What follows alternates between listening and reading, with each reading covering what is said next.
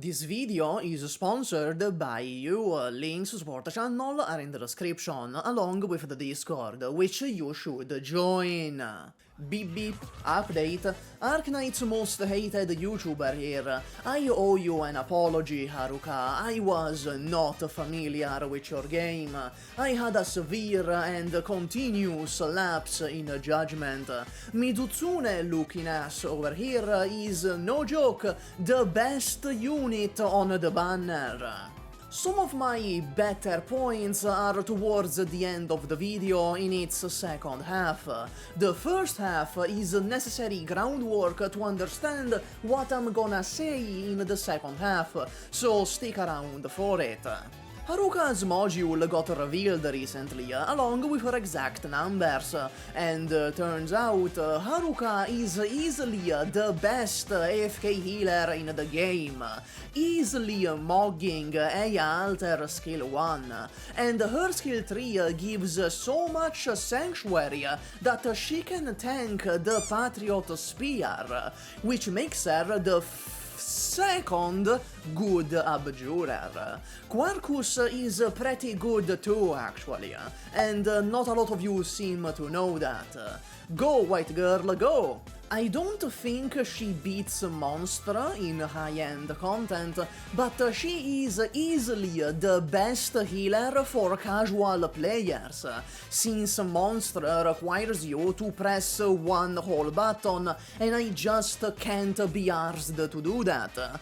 Seriously, if you don't plan to actually do the high-end content, Haruka might be a better choice than Monstra. Though I will say, I did predict all of this on the Discord. Call me a toilet the way I saw that shit coming. There is two things to talk about, the Cardigan situation, which is crazy, and the new SP module. As for the Cardigan situation, I feel a lot of you plainly just misunderstood what is happening here. Cardigan is at fault, it's not on Haruka. Eyja skill 1 and Eyja skill 3 also cannot keep Cardigan alive in this situation. Hypergriff just did Haruka really dirty by putting Cardigan in a situation that throws way too much damage at her. And indeed, go figure, even in the original video I pointed this out and put the blame on Cardigan, and say Haruka will be an amazing AFK healer. The fault lies with you, Cardigan. Okay, but seriously, why would Hypergriff do this? Why would you see Cardigan die and still be like, yeah, this is fine for an official showcase? So, at least regarding the Cardigan situation, I was in fact not wrong. What I was wrong about, and what aged like milk, is just about everything else, like saying that Haruka lacks the utility of Eyja and Monstra, where Monstra literally gives the equivalent of a King's New Lance relic on skill 2 and has skill 3, and where Eyja heals element damage and has global healing, Haruka doesn't have any such utility in her base kit. Or so it seemed, because this is where Hypergriff comes in and slaps me specifically in the face. With her new module, upon a bubble popping, she has a 20% chance to restore 1 SP to that operator. Not just that, but her skill 3 gives 60% sanctuary. Let me expand on this. 60% sanctuary without any condition is unprecedented. Keep in mind, it's also in a wide-ass range. For comparison, let's look at Silence Altar, our other 6-star abjurer. She gives 10% sanctuary and 24% to allies below 30% HP. Both of these are lower than what Haruka gives by default without any condition, which is 30%. But that's not all. On skill 2, Silence Altar can deploy a drone that gives 3 times talent 1. So, this means that for 12 seconds, this drone can give 30% Sanctuary, which is what Haruka gives by default passively on her talent. Sure, if the ally is below 30% HP, then the drone will give 72% Sanctuary, which is quite a bit higher than Haruka Skill 3. But again, it only lasts 12 seconds and has a condition applied to it. Meanwhile, the fucking Sanctuary Merchant over here gives 60% for free for 40 seconds to everyone in a much bigger range. This Sanctuary thing might be the most egregious case of power creep in Arknights, right behind Siege and Saga. Not just that, but her skill 2 heals enough to straight up just track through the Tallulah fireballs. I don't think some of you understand just how strong this is. Let's begin with a simple statement. SP batteries are some of the strongest effects in the game. Don't worry, I will explain why that's the case later, but for now, you just need to know that SP batteries are maybe the strongest effect in the game. Even that bitch-ass wind fleet, who exactly 3.5 people on Earth use, has a pretty okay skill 1, solely because it makes SP. Touch, an IS exclusive medic, has a talent where she restores 3 SP to any unit she heals. I need you to understand that if Touch was playable because of this talent alone, she would load if 99% of healers in the game so hard it's embarrassing. As for Haruka, I need you to keep 2 things in mind regarding her SP niche. For one, Haruka with skill 2 applies 2 bubbles at once. For 2, Abjurers have a much faster attack speed than medics. 1.6 seconds versus medics 2.85 seconds. That's more than a full second faster, and it means Haruka has a chance to give SP to more targets and more often. But let's do the actual math. She has a 20% chance to give SP, which means on average she gives 1 SP every 5 attacks. With a base attack speed of 1.6 seconds, this means an average of 1 SP every 8 seconds, assuming optimal circumstances, which is similar to Saria's skill 2. Well, actually, this is referring to Saria's skill 2 without Module X at level 2. Also, Saria's skill 2 is a second faster. So, on average, as an SP battery, Saria's skill 2 is about twice as good. Though Haruka has the potential for more if you roll well. Also, Saria's skill 2 is like giga-ass at healing. In this footage, Viviana actually dies at the end. So I'd still call Haruka skill 2 the better skill overall. Just not the best solely as an SP battery. Another point to mention is that this isn't on heal, it's when the bubble pops, which means it's dependent on the operator receiving damage. This is both a good and a bad thing depending on the situation. It's a bad thing because it means her SP giving isn't actually tied to her own attack speed, but to the enemies, meaning that even if Abjurers attack a lot faster, ultimately it depends on the damage source. On the other hand, you can abuse the shit out of this with DOT effects, fast attacking enemies, or just groups of enemies in general. Think Ulpianus and how he absolutely shits on DOT effects because they continuously proc his talent. Same thing here. Also, IS attack speed shenanigans, they synergize directly with the bubbles, which in turn improves her SP niche under certain circumstances. I forgot to mention, the bubbles have a break delay of half a second, meaning that's the ceiling, that's the limit of how fast bubbles can be applied, since they take half a second since the damage being taken to pop. However, truth is, the average player experience with Haruka will probably land somewhere in the middle. Sometimes you'll get to abuse it, sometimes it will be underwhelming due to slow attacking enemies, and most of the time it will be a very nice side effect so that your skills can come up faster, while also very reliably keeping your operators alive. Unless they are Cardigan in a fucking Chapter 11 stage. Don't use Cardigan in a Chapter 11 stage. Why would you do this? In the end, I wouldn't call Haruka a reliable SP battery or anything like that. She is RNG and that does matter. If you solely want SP, Ptilopsis is still a way better choice.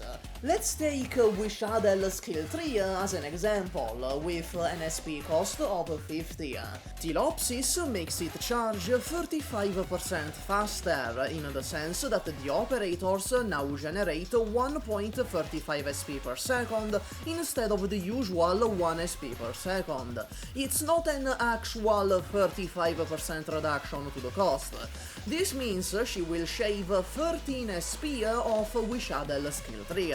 Haruka, assuming the average of 1 SP every 5 attacks, will only shave away 8 SP. However, just for fun, if you are a god gambler and you get the SP on every single Haruka bubble, she shaves 31 SP for Wishadel. So yeah, RNG, but pretty high potential. Sure, technically you could get even less than 8, but what if you fly, brother? What if life treats you with kindness? If only you knew how good things are going to be. Haruka trades some of her capabilities as an SP battery for way better heals and a sanctuary effect built to fight God, which, by the way, can be applied to Enmities. No, the bubble doesn't heal them, but she can still apply sanctuary and give them SP. Before we get into the direct comparison, why are SP buffs so good? I feel it's time I address that, and it's actually super simple. Arknights is a skill game. When you pick an operator, it is almost solely because of their skills, and sometimes because of their talents or archetype. There are 0 people on God's green earth that pick an operator because of their basic attack. Therefore, in caveman terms, you could perhaps say that more skill equal more good, and thus operators that give you more skill generate more good also. In not caveman terms, since you bring operators almost exclusively for their skills, having those skills up more often, or sooner in the case of infinite skills, is obviously a good thing. Now, let's compare Haruka Skill 2 to Eyja Skill 1 directly. As for the SP cost, it's the exact same of 60.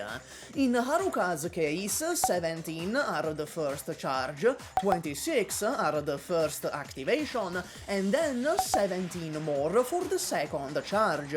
So while they both share an SP cost of 60 on paper, Haruka is potentially better, as she can apply the bubbles on herself, and she can gain SP from it, meaning she could come online sooner than Eyja Alter. You could say that the total 34 seconds of skill off are a bad thing, since as an abjurer, Haruka won't be healing during them, but attacking instead, unlike Eyja, who is always healing by virtue of being a privileged first-class citizen.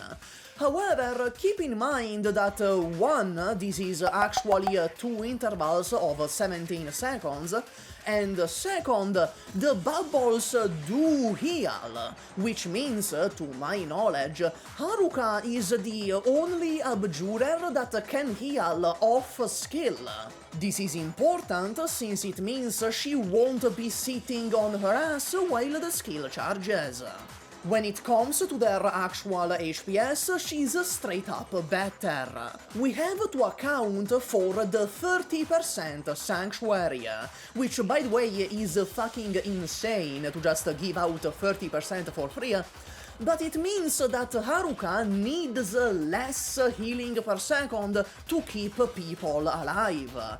And even then, her raw healing per second is extremely competitive. Not just that, but both Haruka and Eyja can apply their effects on enmities like Madrock. Her bubbles aren't attached to her healing, they just spawn in from the talent. And this is not even mentioning Haruka heals one more target than Eyja, or the fact Haruka Skill 2 actually deals damage. Now, it's not that much damage, she won't be boss killing for you, but it's very much enough to make a dent over time. I also want to mention that elemental damage healing and global healing, while good, are not universally good. Elemental damage healing is only good if there is elemental damage to heal. Global healing is only good when you need global healing. On the other hand, Haruka's SP niche, even if not optimal as an SP battery, is universally always good in every stage. So yeah, she is pretty definitely better than Eyja Alter Skill 1, but this doesn't mean Eyja got power crept. Eyja still has her niche for both elemental damage and global healing. But for general content, Haruka low diffs so hard it feels like agenda posting. Finally, to conclude the video and open a quick parenthesis on skill 3, indeed the levitate and the damage are very much just minor inconveniences for the enemies, as I predicted. The real selling point is the Sanctuary, 60%! 60% Sanctuary is pretty similar to Nightingale skill 3 on most units, except it applies to physical as well. And, as I said in the previous video, Levitate was chosen specifically since most enemies can't attack while levitated, which means this too is protecting your operators by virtue of the bad guys hitting less often. You know, it's kinda funny that Hoshiguma Alter Skill 3, the other unit on the banner, makes all your operators literally immortal, while Haruka Skill 3 basically does the same exact thing by just how much fucking sanctuary she gives. So, in conclusion, Skill 2 for general content, and Skill 3 if you need to tank massive damage in a short window of time. Haruka has utterly insane HPS, reduces physical and arts damage taken by 30%, and heals 3 targets at the same time on Skill 2. She has faster attack speed than medics, her SP costs are comparable if not potentially better than the competition, she has a viable SP niche, though in practice it's more of a very nice side effect than a dedicated SP battery. She can apply bubbles on Enmities, she is quite possibly the single most comfortable and easy to use healer in the game, or as Storm puts it, brain dead. She has pretty good damage on Skill 2, not enough to be a DPS you can rely on per se, but enough to add up over time. Her Skill 3 gives 60% Sanctuary, which is enough to make most damage in the game scratch damage, and allows her to tank some really stupid shit. However, she can't kill Patriot Phase 1 in one skill cycle, so I think she's ass. 2 out of 10. Don't roll. Max out your Gummy. Bye. Hey, welcome to the outro. Oh my fucking god, this video took so long to make. Let me tell you, I was making the video, you know, all nice and content like a week ago. Then I open Twitter and it's like, oh, the Entelechia event is in 2 days from now, SUPAH. So like, I get derailed completely and I have to make the Entelechia video in like a day. And so after that, I kind of am drained completely from making that video in just a day, but then, you know, I have to continue making the Haruka video. And I've been editing this shit ever since the Entelechia video came out. It's been a week. I've spent a week making this shit. It should not have taken a week to make this. Oh my god.